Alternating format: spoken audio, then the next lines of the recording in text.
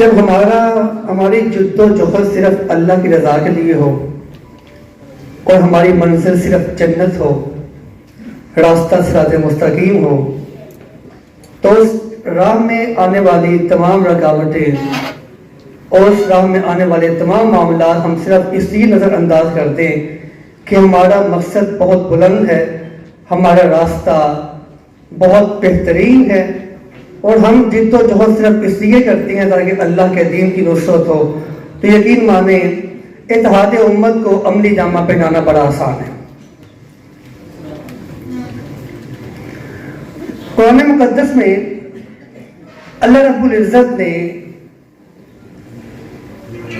ان تنصروا اللہ ینصرکم ویثبت اقدامکم کہہ کے ہمیں یہی بتایا کہ اگر آپ کی جد و جہد، اگر آپ کی زندگی کا مقصد،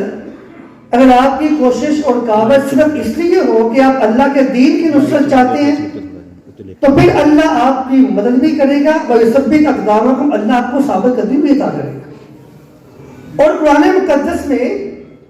اللہ رب العزت نے والذین جاہدوا فینا لنہدینہم سبلنا، آج آپ دیکھیں ہم کس قدر منتشر ہو چکے ہیں، ہم اس قدر ایک دوسرے کے دشمن ہیں کہ سمجھ نہیں آتا یہ آخر معاملہ کیا ہے، کس چیز کی دور میں لگے ہم لوگ کہ والذین جاہدوا فینا، اللہ کے